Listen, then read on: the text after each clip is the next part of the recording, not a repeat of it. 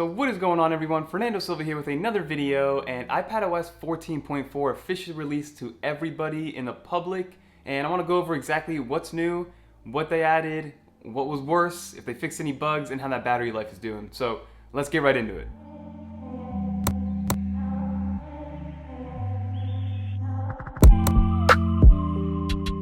So before we actually get started, we obviously have to check out the build number, and I am a beta tester and I have not taken off the public profile, but I did want to show you that this should be the version that everybody has. So it's going to be 18D52, and again, there's no letter at the end of it, meaning that you're on the final version. And like I mentioned in my previous videos, this update is going to be around 4.5 gigabytes depending on the device, depending on which software you're coming from. So if you're on a 14.2 or 14.3, going to 14.4 is going to be around 4 to 5 gigabytes of storage. So give yourself around 10 gigs whenever you guys are trying to install this. And then if you are a beta tester, whether it is a public beta or a developer, all you have to do in order to actually get to the finalized version of it is just remove the profile. So go into here, go right here, and then just remove the profile from the settings menu, and then it'll prompt you to update automatically. So I'm not going to do that because I do want, the next betas to come out for me, and I don't want to have to reinstall the profile, but that is what you need to do if you are a beta tester. And then for 14.4, the iPad didn't really get too much. A lot of it was very focused on the U1 chip and being able to use, this HomePod with the handoff feature in the iPhone 12s, and then also the fraudulent changing up of the camera. So earlier when I mentioned that the camera, if you switched it by a third party, Apple would notify you that it's not an Apple-based one. That's only on the iPhone 12 model, so it's not even on the iPad Pros. The iPad Pros only does the battery. So it'll let you know if the battery isn't an Apple-based battery.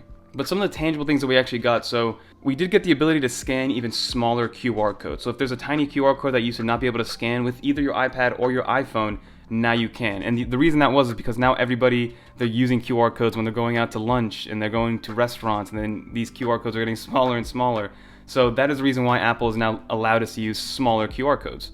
And I'm hoping that translates over to maybe smaller app clip codes also, but who knows.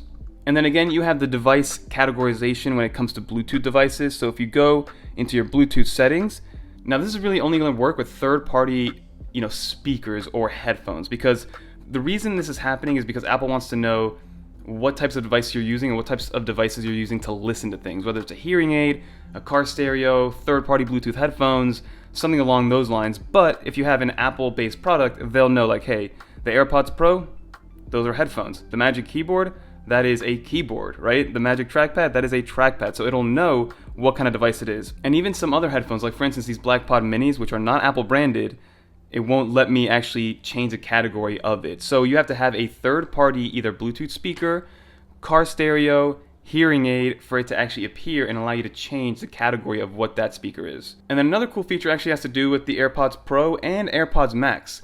So now you have the ability to summon Siri just by using the word hey. So you no longer have to say the words back to back. So you don't have to say hey blank. Now you just have to say the word hey and then ask a question, and then automatically she'll or he'll answer you depending on who your voice assistant is. And then another thing that came up was actually in the Find My application. So there's this new splash screen right here which lets you know what's new with Find My. So you have improved notifications, and then you have the Find My network.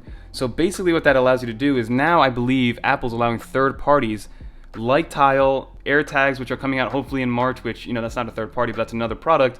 So it'll allow third parties to kind of go into Find My, and instead of using a proprietary, Tile application or some sort of tracking application, now you just do it all through Find My. Not only will that make it easier to kind of have a hub of all of the devices that you're tracking, but it's also going to make it more efficient and more effective for the third-party ones because they're going to be using other Apple products around them to actually track things. So that's a beautiful thing to see. And then a couple other things. So there's still no PS5 controller support or Xbox Series X support. So if you're still rocking the older consoles and you have those controllers like the Xbox One and the PS4, those will still work, but as of right now the PS5 and Xbox do not work. And then in terms of battery life, I did want to show you guys how everything is going. So if we go to the battery section, pop up battery percentage, and we go over the last 10 days, because I have been using the RC version and now recently the public version. We're looking at about 6 hours and 54 minutes of screen on time.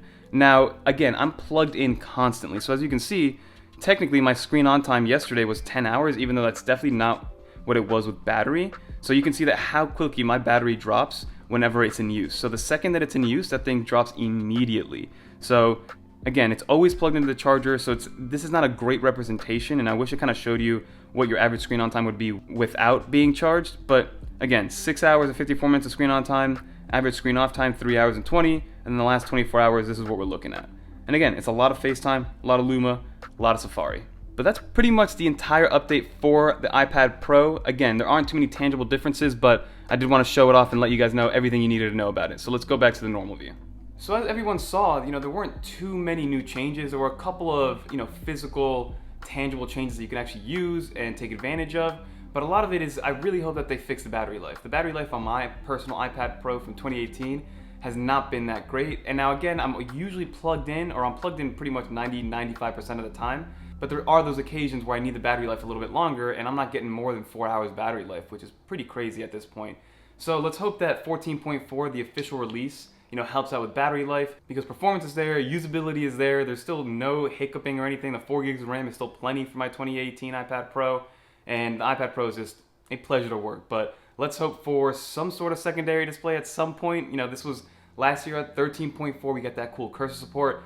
This year we just get QR scanners and being able to categorize your Bluetooth devices. So, you win some, you lose some. Let's hope that next year or later this year, iPadOS 15 gives us something, way more powerful than what we got with iPadOS 14. But that's gonna do it for this video. Don't forget to like, comment, subscribe. Check out channel sponsor Paperlike. And until next time, peace.